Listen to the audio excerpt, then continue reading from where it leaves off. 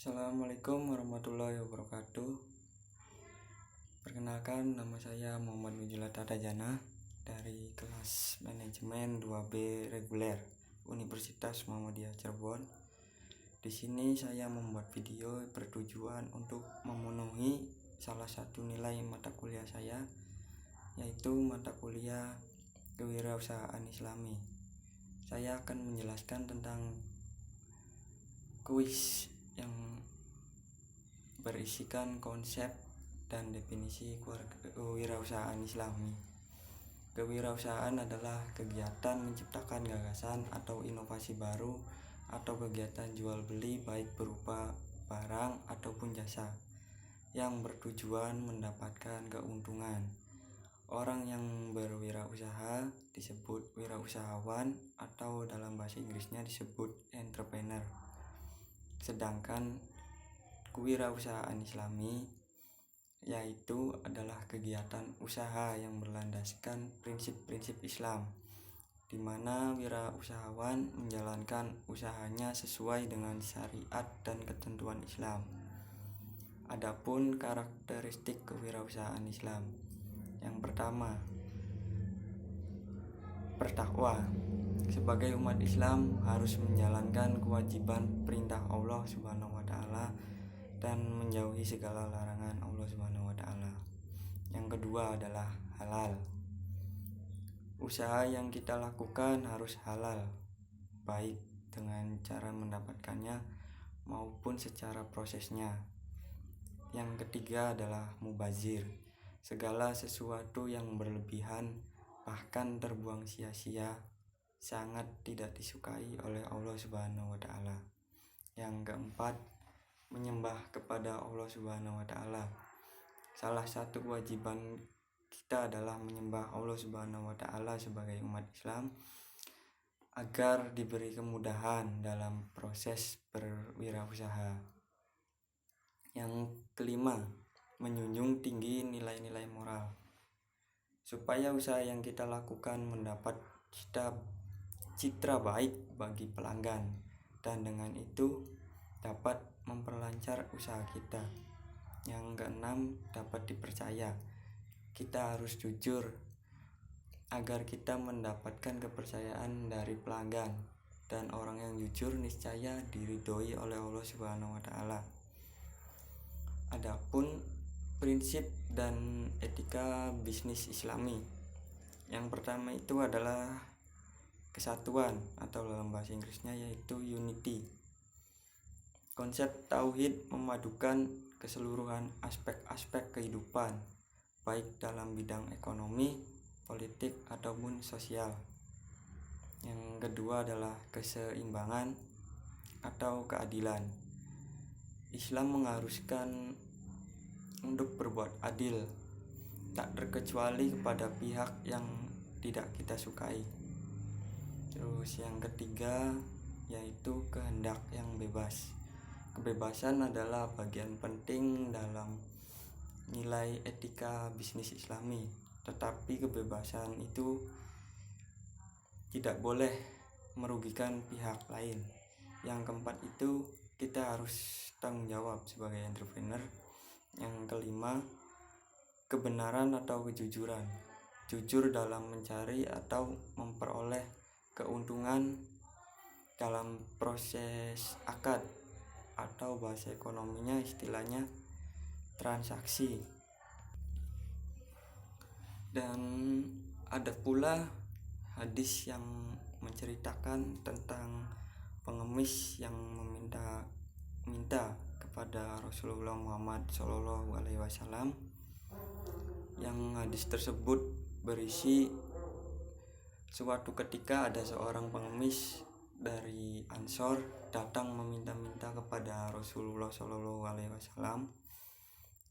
Lalu beliau bertanya kepada pengemis tersebut, "Apakah kamu mempunyai sesuatu di rumahmu?" Lalu pengemis itu menjawab, "Tentu saya mempunyai pakaian yang biasa saya pakai dan sebuah cangkir." Lalu Rasulullah berkata, "Ambil dan serahkan ke saya."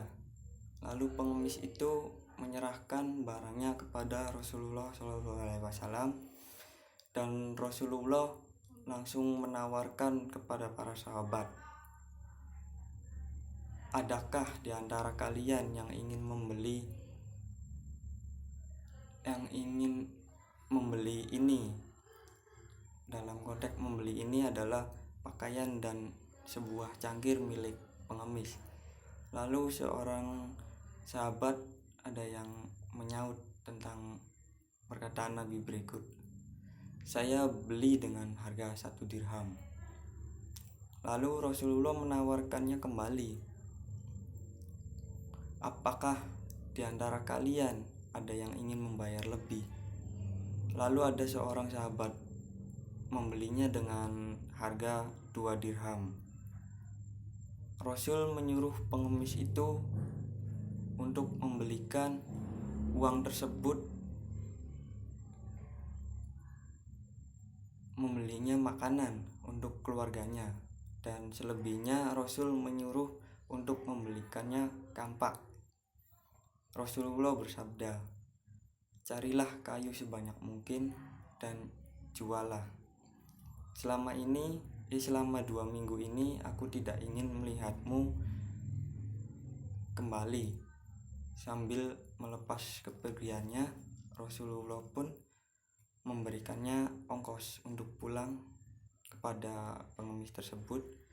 Setelah 2 minggu berlalu, pengemis itu datang lagi menghadap Rasulullah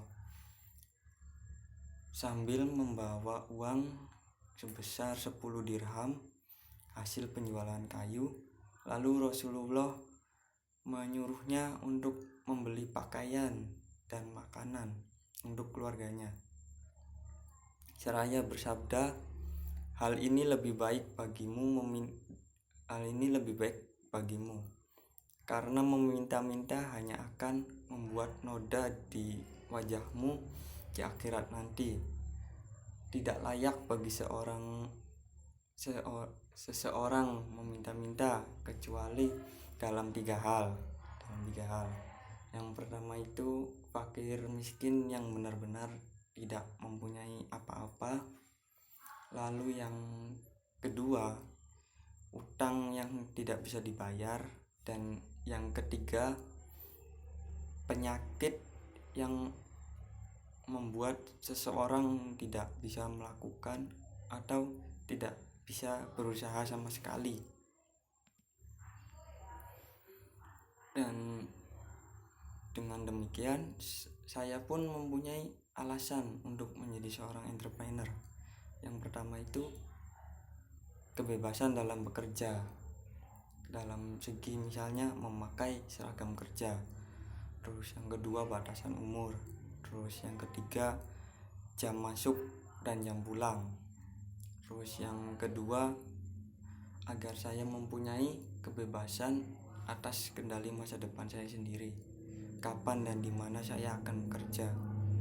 Terus yang ketiga, saya ingin mempunyai penghasilan yang lebih besar, dalam artian tidak berpatokan pada UMR. Terus yang keempat, ingin membuka lapangan pekerjaan yang baru.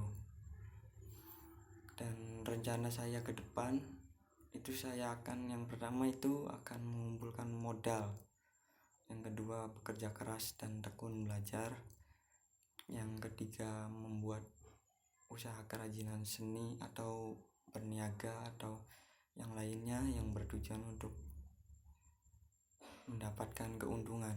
Dan yang keempat, ini yang paling penting, yaitu saya ingin merubah nasib saya.